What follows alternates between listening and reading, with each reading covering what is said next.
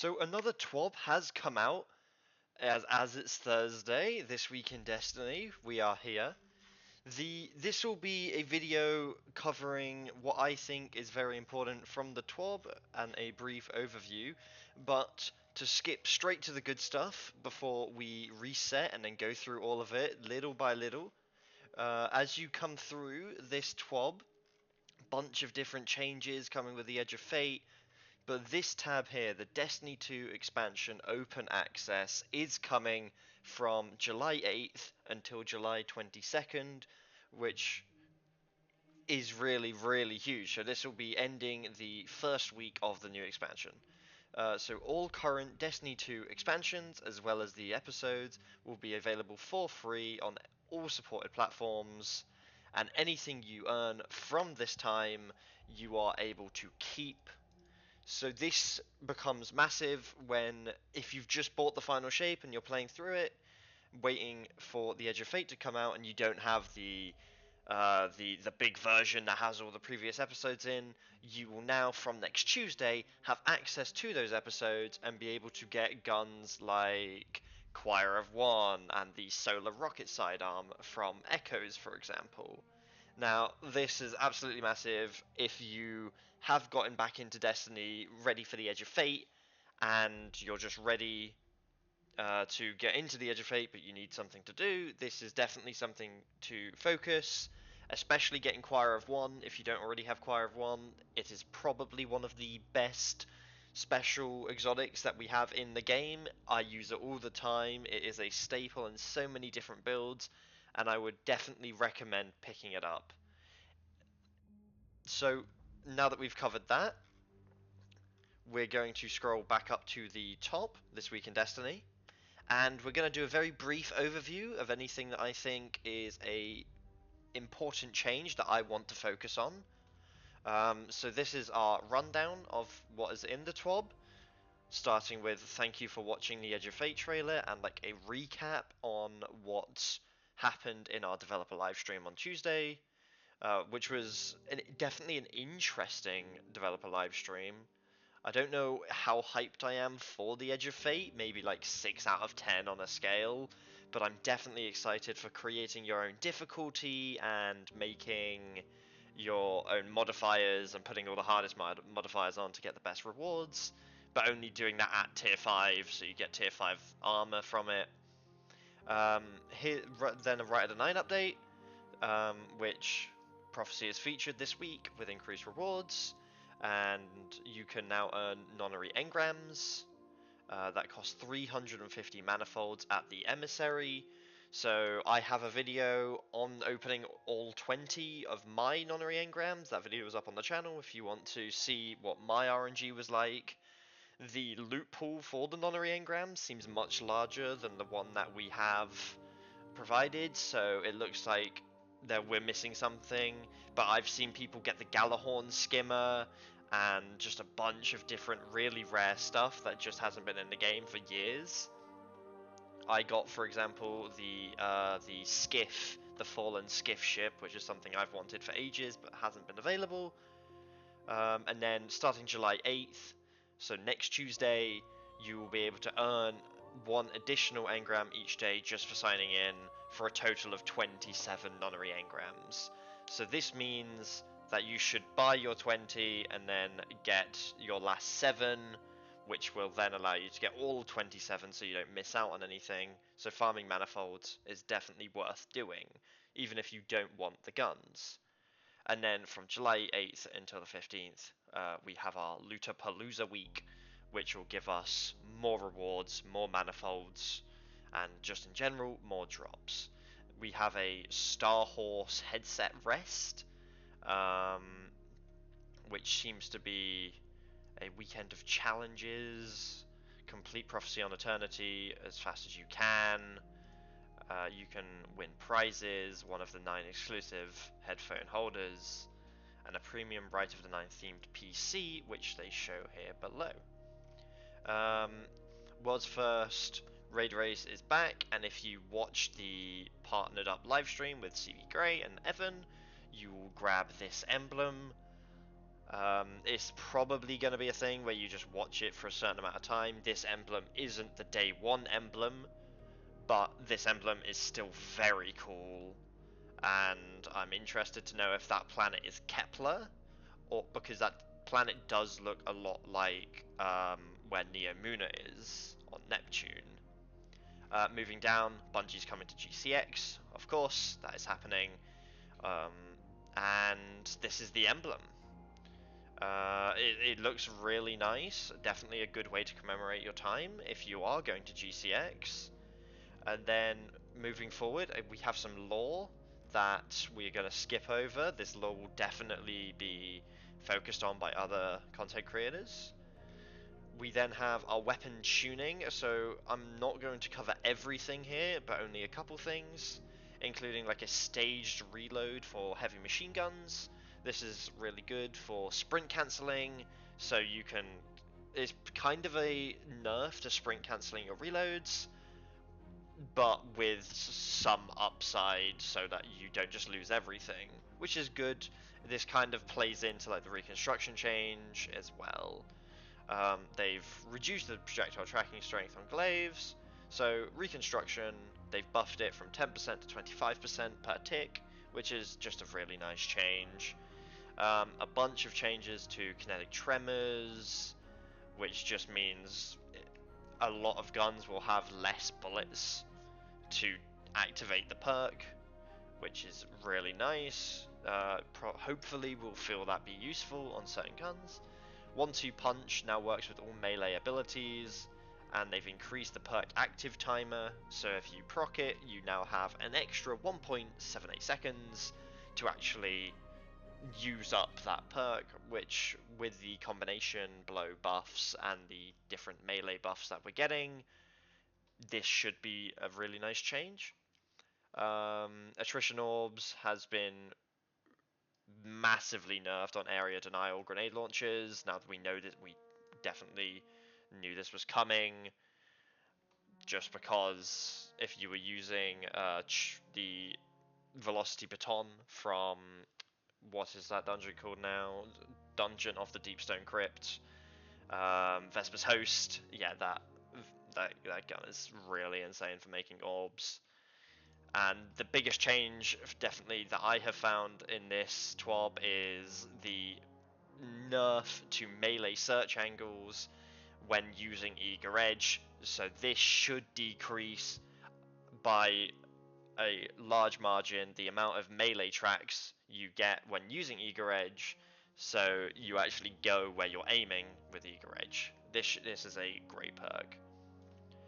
Chain reaction got a change, but I won't be going through all of these changes. I'll leave them on screen. If you want to pause and just read them through, you can. Going down, we have a lot of champion interaction changes. Basically, if it says it has a thing, it has the thing, and if it doesn't, then you can give it the thing through the artifact.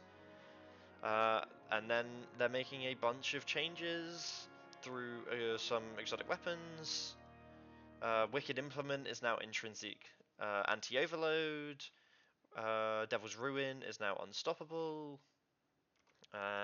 Winterbite is anti-overload, and it got a melee, enhanced melee damage nerf from 50% to 20%.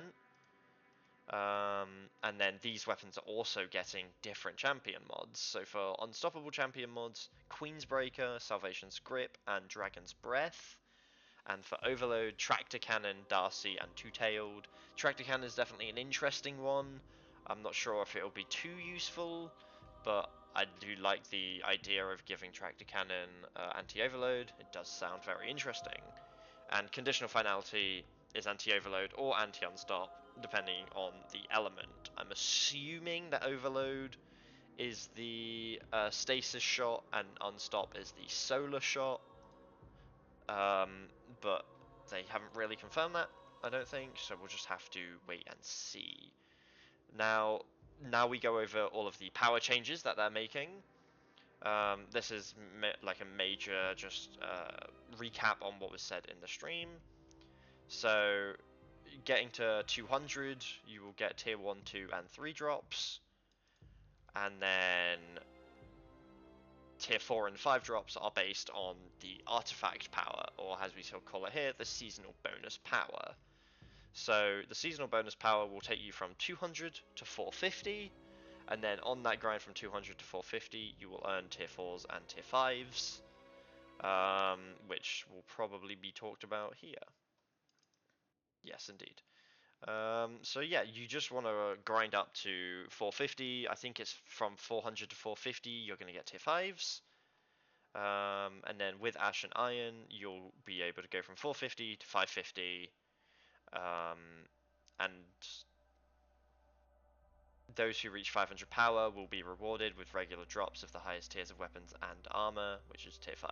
So tier 5 will be moved from 400 to 450 to 500 to 550, which gives you a reason to incentivize doing that grind again for all of the tier 5 armor. I don't know if I will be doing that grind. I think I'm going to get really good tier 5 armor and then stick with it, but we'll see, I guess. Infusion's being changed, so instead of upgrade modules, we're using enhancement cores now. So you don't have to go to Banshee as much, and generally should be a better experience. They're called unstable cores now, and they have a large inventory cap, so that you don't get capped at 25 like upgrade modules. So that should be a good QOL change. Speaking of quality of life, we move into the quality of life section. And this basically is just saying it should be able to be betterly understandable where the good content comes from and the good rewards come from. Account-wide power progression is staying, which is a really nice change, and that was introduced in the final shape, and I really like it. It means if you get your one main character to max level, you then don't have to farm up all of the other characters as well. And fire team power boosting will also stay around. So if you don't have time to play the game and you're just boosting up from a friend of yours, that's completely fine. We then have some economy updates with some tables where masterworking your gear now comes in 5 levels, and those levels will cost different rewards. So for tier 1 armor, maximum only spends glimmer and enhancement cores. At tier 2, you spend prisms. At tier 3, you spend prisms and shards. At tier 4, you spend more shards. And then at tier 5, you spend even more shards. And then the same for exotic armor. These changes only apply to new armor though. That is important. So all of your legacy armor will stay the same. Destination materials. This is a massive change, and it's if you have any of the old destination materials that don't do anything, they will get deleted essentially from the game. They will have no value anymore, as it says right here, and you just need to spend them. So before the Edge of Fate comes out, make sure you're going to Rahul, spending all of your glimmer, whether that's on the new getting exotic armor focusing to get stat rolls that will not be allowed in the new expansion, or it's getting more rally banners as just a dump for your glimmer. Just make sure you're doing something with your glimmer so that when your glimmer goes to 0, you can then restock it with these sources, just so you're not ending up with a bunch of vault spaces essentially that are just taken up by useless materials. Moving on, we have some rewards changes. The Vanguard Onslaught playlist will stick around, but Zavala has no longer got the attunement, so you can't focus into a certain drop, and the Brave Arsenal weapons will be moved to Xur. There's massive Xur changes coming, and Shader 1 changes. Nightfall changes with making your own difficulty means that when you choose your Nightfall, there is no longer a Grandmaster, but instead you just make your own difficulty. So me and a couple of friends of mine, we're going to be doing what is equivalent to a Halo Lasso run for Nightfalls, so making it all negative modifiers on the hardest difficulty. And then focusing for Legacy Rituals will now cost 15,000 Glimmer and 3 cores. Now we move on to the massive list of the changes. If you would like to pause, I will be briefly going through these, but I won't be reading all of them. I'm pretty sure that's a spelling error. So Xur will not sell legendary armor. Xur will now sell 2 exotic armor pieces per class per week. One will be from Beyond Light, Witch Queen, Lightfall, and the Final Shape pools. And the exotic class items will be sold every week, so you don't have to wait for those to come out. But Xur is being focused into more of a weapons vendor, whereas Ada 1 is getting most of the legendary armor vendors. So now, when you check Xur, you also have to check Ada 1.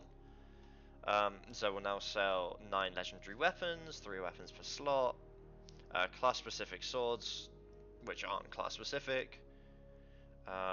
Brave Arsenal weapons are in here as well, Legacy Nightfall weapons. Adepts can show up for the increased price of 41 strange coins. Same for Adept Heresy weapons, and they will no longer sell ciphers for Nightfall, Gambit engrams, Crucible engrams, Vanguard engrams, and upgrade modules because they're being replaced.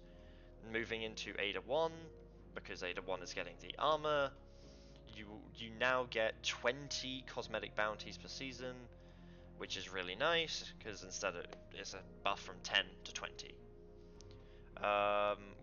Ada will offer players who made it to the tower for the first time before the Edge of Fate a bundle of exotic armor tokens to be used for exotic armors with new stat packages. So this means that you can take your current exotic armor and then change it into the new stuff and get your new exotic armor rolls from that. If you don't want to do that, you don't have to.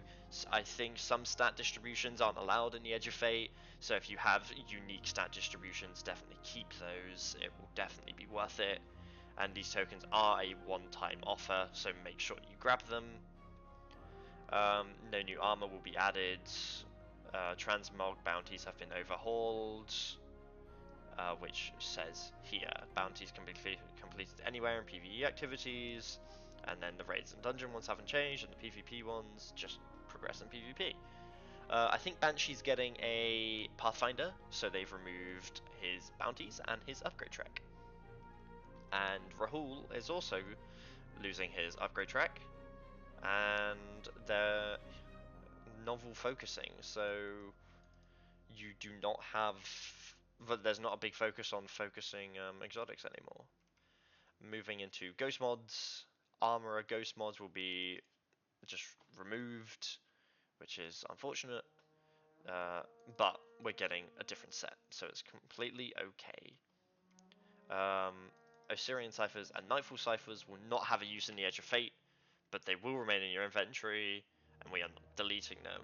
We have plans for them, so hold on to your Nightfall ciphers. They will be useful eventually. Then we get to the open access that we talked at the very beginning of our video, and if you scroll down, we cover some very, very important things, like with the start of Year 8 of Destiny 2, certain items will be taken away from your inventories that correspond to vaulted activities. They will be moved into the DCV, and there is a list of items being removed, which is just on the screen. If you want to read through it, you can. Upgrade modules are going, the destination materials are going, all engrams will be reset to 0, and these certain engrams will get removed. And then non-array manifolds, Curios of the 9, and any seasonal currencies will also be removed. So essentially it's just the usual list of things. If you reset me, okay. And then finally, the big change is claim your seasonal rewards. Get everything. Get everything from the season pass. Spend all of your engrams at the different reward vendors. Make sure you get your Bungie rewards. Just grab everything before the reset on July 15th. Just make sure you spend everything, especially those destination materials. But yeah, that is the end of this little TWID breakdown. Kept it under 20 minutes. That's quite nice. I will keep the known issues list on the screen in case anybody has questions about some things that still aren't being fixed yet. But thank you guys very much for watching. I know this is a bit more of a lengthier video, but I hope it's been somewhat informative, and I will catch you guys in the next one.